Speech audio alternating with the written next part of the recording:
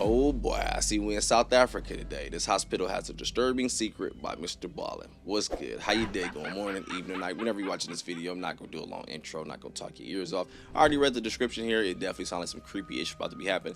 I think it's going to be humans though, but I'm going to watch the story to find out. When I first saw you uploaded this, I ain't going to lie, I thought it was going to be on some like haunted, creepy ghost type of ish. And I also see that one of the hashtags is haunted as well though. But who knows? Maybe, maybe not. But yo, if you want to check out the original video, link will be in the description below, but let's go. In 2015, a startling discovery was made inside of this off-limits area inside of a prominent South African hospital. Now, at the time, no one really understood what this discovery meant, and so eventually people just kind of forgot about it and moved on. Until 2 years later, when another eerily similar discovery was made inside of another prominent South African hospital in one of their off-limits areas. I can't believe this story has not gotten more press because one, it's recent, and two, the implications of these discoveries are mind-boggling. But before we get into that story, if you're a fan of the strange, dark, and mysterious delivered in story format, then you've come to the right place because that's all we do, and we upload once a week. So, if that's of interest to you, please put coyote urine in the like button's apple juice. Also, please subscribe to our channel and turn on all notifications so you don't miss any of our weekly uploads. Okay, let's get into today's story. South Africa. Got a lot of famous hospitals, huh? On October 4th, 2017, a 61-year-old father of 6 named CampCrystalCharlie arrived at a hospital in Stellenbosch, which is one of the richest towns in South Africa. CampCrystalCharlie, who lived in the area with his family, had been dealing with some stomach issues over the last several months, and so this day he was finally going in to have abdominal surgery to hopefully alleviate those issues. So, after entering the building, CampCrystalCharlie was checked in, and then before long he was transferred to the operating room where surgeons got to work on him. After the surgery was over, CampCrystalCharlie was transferred to a recovery room in the hospital where he was scheduled to stay for at least a couple of days so the doctors and nurses could watch over him while he recovered and make sure there was no complications from the procedure. And so, on the afternoon of October 4th, CampCrystalCharlie just kind of lounged around inside of his recovery room. He couldn't really do anything because of the incisions on his stomach, and so he mostly just laid in his bed, he watched TV, he relaxed, he ate, and then at some point, some of his family members came into the hospital and they visited with him as well. By the end of that day, the day of his surgery, CampCrystalCharlie was definitely sore from the incisions, but overall, he was in good spirits, and to the medical staff, it seemed very likely that his surgery was a success. Early the next morning, at around 5:15 a.m., one of the nurses in the hospital went to CampCrystalCharlie's room to check on him. And when she went inside, CampCrystalCharlie was awake, he was alert, he seemed totally normal. And so after a brief conversation, the nurse told CampCrystalCharlie that she was just going to get him some fresh linens to make up his bed. And so CampCrystalCharlie nodded a thank you to her, and then the nurse, she turned away from CampCrystalCharlie, who's in his bed. She stepped out of the one door in the room into the hallway, she grabbed fresh linens off of a cart, and then she turned back around and went back into CampCrystalCharlie's room, except now CampCrystalCharlie was not in his bed. So the nurse immediately thought, okay, well then CampCrystalCharlie must have gone into his bathroom because the door was shut, he must be in the bathroom. And so just kind of reflexively, the nurse walked over to CampCrystalCharlie's now empty bed and replaced the linens. And then when she was done, she just looked at the bathroom door inside of his room, expecting CampCrystalCharlie to come outside any minute. But after a couple of minutes passed and CampCrystalCharlie had still not come out of the bathroom, the nurse decided to go over and just knock. And so she walked over, she knocked on the bathroom door and just kind of called out, hey, is everything okay in there? But there was no answer. Oh, we gotta add. I'm wondering, did dog leave? Hold on real quick while the ads. So just while the ads playing, I can't help but to wonder, like, did he leave on some ish like, yo, I just don't want to be here? But then again, I know that's not going to be the case because, yeah, it wouldn't be that simple. It wouldn't be a Mrballen story. But after a couple of minutes passed and CampCrystalCharlie had still not come out of the bathroom, the nurse decided to go over and just knock. And so she walked over, she knocked on the bathroom door and just kind of called out, hey, is everything okay in there? But there was no answer. And so the nurse eventually just tried the handle, and when she saw it was open, she called out that she was coming inside, she opened up the bathroom door, and it was empty. And so the nurse, she whipped her head around and looked back out at the room where Tatike should have been, and she saw, he's not on the bed, he's not under the bed, he's not anywhere in this room. Where could he have possibly gone? And she's thinking to herself, the only door out of this room is into the hallway, the same door that she had used to go out and get the linens. And if somehow Tatike had ran out of that door in the few seconds that her back was turned from Tatike, she certainly would have heard him or seen him. Because again, she was right outside the door and only outside of his room for a couple of seconds. Not to mention the fact, Tatike has major incisions on his stomach and could barely stand, let alone walk or run. And so totally baffled, this nurse ultimately left the room and went and told her superiors.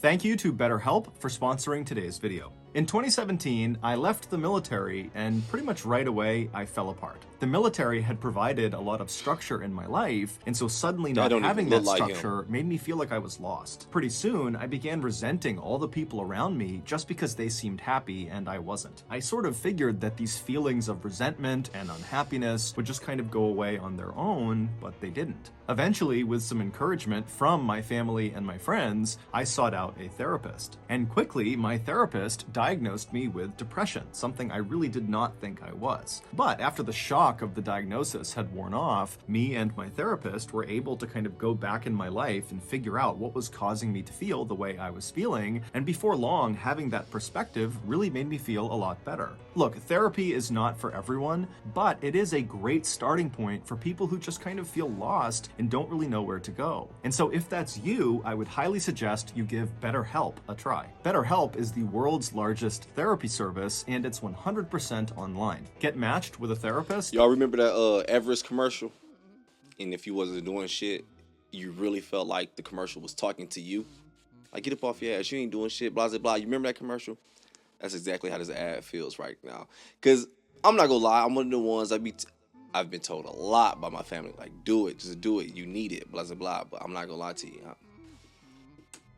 World's largest therapy service, and it's 100% online. Get matched with a therapist after filling out a brief survey, and then you can communicate with your therapist however you feel comfortable, whether that's text messaging, phone call, video call, chat, whatever you want. You can also switch therapists at any time for free. Get 10% off your first month at betterhelp.com/Mrballen. I've also linked them in the description below.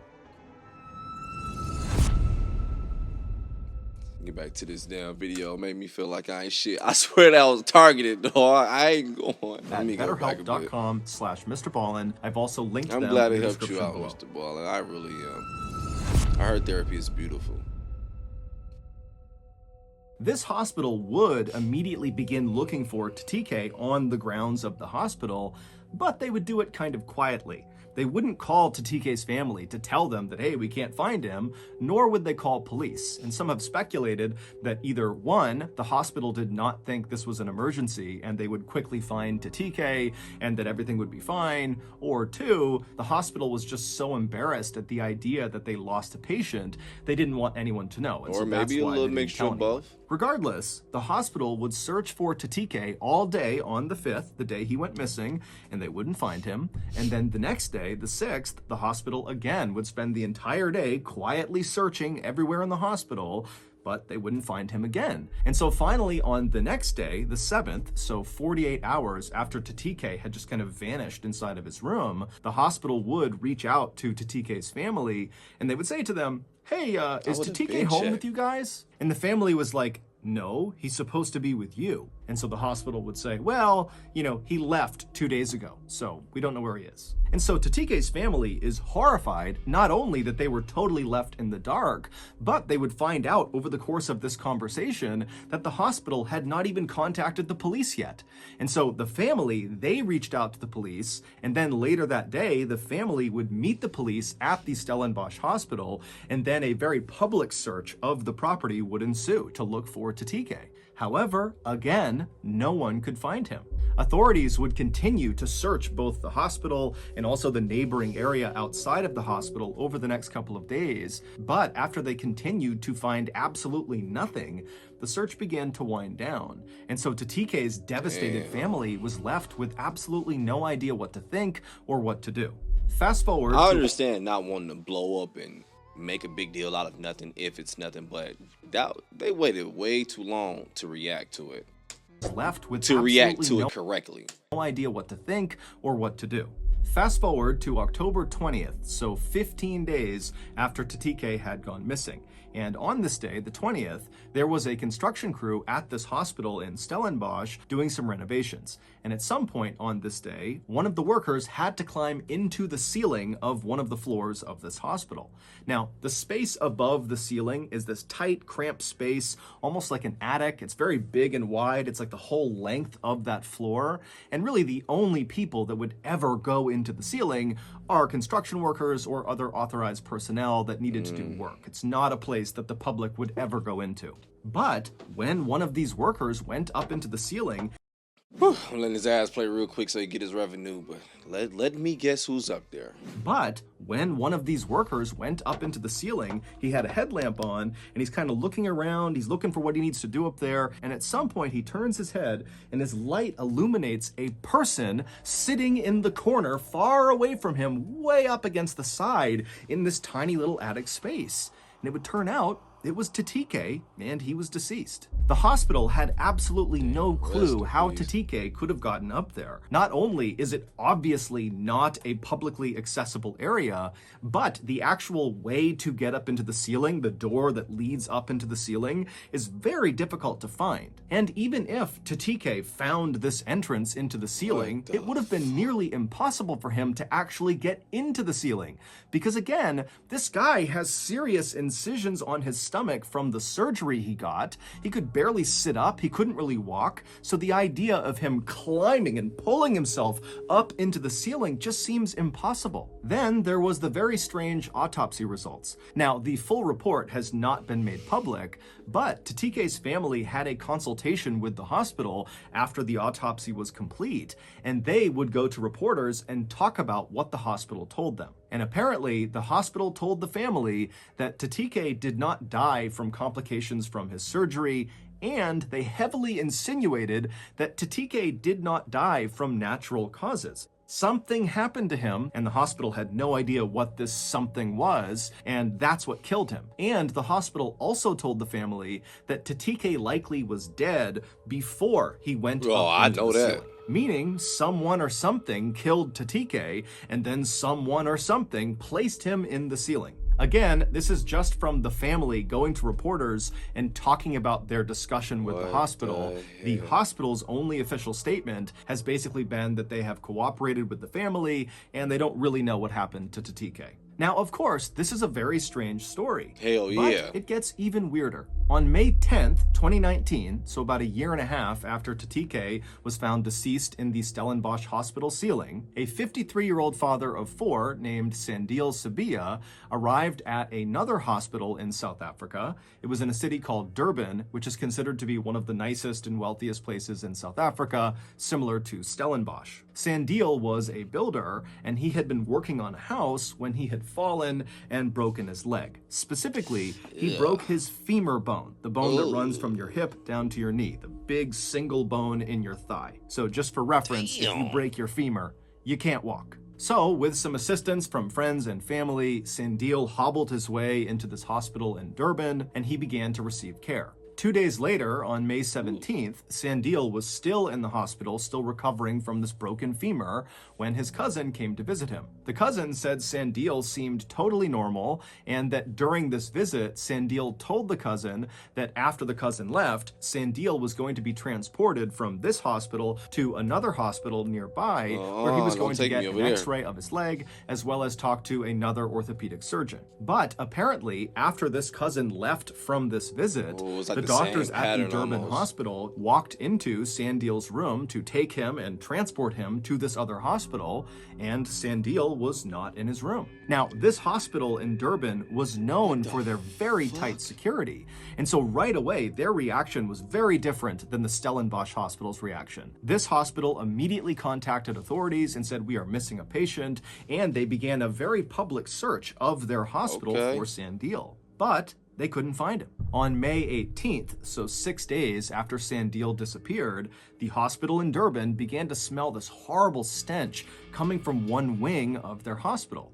And so hospital workers would track the stench to a janitor's closet, and when they opened it up, they saw this black liquid dripping out of the ceiling, and the liquid was coming from Sandil's decomposing body that was located in the ceiling. Sandil's autopsy would be carried out very quickly. However, the results of that autopsy have never been made public, and Sandil's family has not commented on the results of this autopsy. As of today, all we know is that within a 2-year period, 2 seemingly ordinary South African men, who both could either not walk at all or who could barely walk because of their physical injuries, end up in the somehow snuck ceiling out of their hospital rooms totally undetected by staff and then wound up dead in the hospital ceiling. Some say the men really did somehow sneak out of their own accord and decided to go into the ceiling, and that's what happened. Others say both men were murdered and then placed into the ceiling, and still others think these 2 cases are the best examples of something called spontaneous teleportation, which is the hypothetical phenomenon where a human suddenly disappears and then almost instantaneously reappears in another location. I don't know about that one. There is no official explanation, so those are all just theories. Hold on, because boy, I'm too hot for that third option. All right, the second one is what I'm leaning more towards. I'm not gonna lie to you, dog, because at one point I was like, what if they was doing surgery and effed up, like, oh shit, and had to get rid of the body or some other ish, or put something in them that made them just kind of check out in the brain or something. I don't know, dog, but what the fuck? Let me hear that third one again, because I think I'm tripping. And decided to go into the ceiling, and that's what happened. Others say both men were murdered and then placed into the ceiling, and still others think these 2 cases are the best examples of something called spontaneous teleportation, which is the hypothetical phenomenon where a human suddenly disappears and then almost instantaneously reappears in another location. But for now, there is no official explanation, so those are all just theories. And so it's up to you to decide what you believe. Oh, that was the end anyway. So some say spontaneous teleportation. I say murder. Tomato, huh? Same shit, hell no. Stop playing with me. Don't get me wrong, though. There has been situations where we heard legit off the wall, this does not happen, this is not logical. We heard situations like that occur with her, right? I don't know about this one, though. Yeah, I do think that these hospitals are haunted. I get why they're very prominent as well. I do get it. But yeah, I would say they're haunted. Definitely haunted with freaking doctors performing medical malpractice. Stop playing with me, dog. Look, at this point, I'm just scrambling all over trying to make sense of the ish myself, dog. Definitely, regardless, though, rest in peace to both these, man. And definitely want to give my condolences and my peace to these families as well, because that's so much bullshit. And then just to be left in the dark like that, like, I was like, all right, I get it. They don't want to explode. They don't want to make a scene, because it may just be some shit like, all right, let me just see, maybe he went this way, or maybe, I don't know, he was off some meds that kind of got him a little drowsy, nauseous, whatever, he's walking around, whatever. Don't know, whatever, right?